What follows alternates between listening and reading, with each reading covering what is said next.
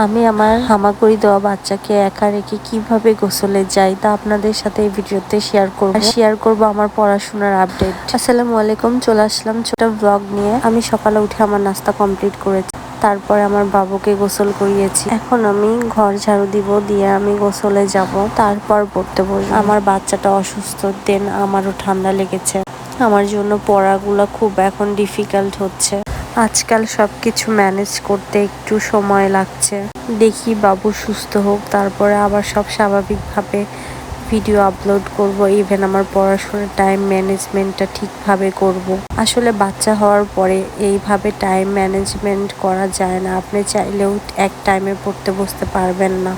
দেখবেন আপনি পড়তে বসেছেন, ওই সময় বাবু ঘুম থেকে উঠে পড়েছে। বাবু যখন ঘুমায় সাথে সাথে তখন আপনাকে ঘুমাতে হবে, প্লাস আপনার সব কাজ করতে হবে, দেন আপনাকে পড়তে হবে। তো আমার ক্ষেত্রেও সেটা হচ্ছে। এইভাবেই যুদ্ধ চালিয়ে যেতে হবে, থামা যাবে না, ক্লান্ত হওয়া যাবে না। কারণ আমার জীবনের একটা টার্গেট আছে, আমি এই জব করব। আমার আর একটা টার্গেট আছে, আমি চেষ্টা করব আমার সন্তানকে প্রপারলি একটা গাইডলাইন দিয়ে মানুষ। সবাই আমাদের জন্য দোয়া করবেন, আমি যেন আমাকে পৌঁছাতে পারি, আমার মেয়েটা যেন সুস্থ হয় খুব তাড়াতাড়ি। আমার গরম পানি হয়ে গেছে, আমি এখন আমার একটা ফোন দিয়ে কলে রাখবো আমার বাবুকে, অন্য ফোন নিয়ে যাব। আমি ঠিক এইভাবেই গোসল করি। আমার গোসল শেষে আমি পড়তে বসলাম। আমার যেহেতু আর কয়েকদিনের মধ্যে এক্সাম শুরু হবে, আমি একটা সাবজেক্ট শেষ করেছি, আমি এখন সেকেন্ড আরেকটা সাবজেক্ট পড়ছি। আসলে ওইভাবে এখন টাইম অনুযায়ী আমি পড়তে পারছি না, যখন যেইটুকু পাচ্ছি আমি পড়ে নিচ্ছি। বাবু থাকলে আর কি যে প্রবলেমটা হয়, মানে ছোট বাবু থাকলে অনেক প্রবলেম হয় পড়াশোনা। তারপরেও ছাল ছাড়ছি না,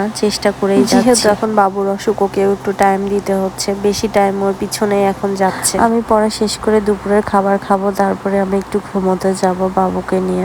ঘুম থেকে উঠে কিছু একটা বানাবো। তো এই রেসিপিটা আমি অন্য ভিডিওতে শেয়ার করব। আল্লাহ হাফেজ।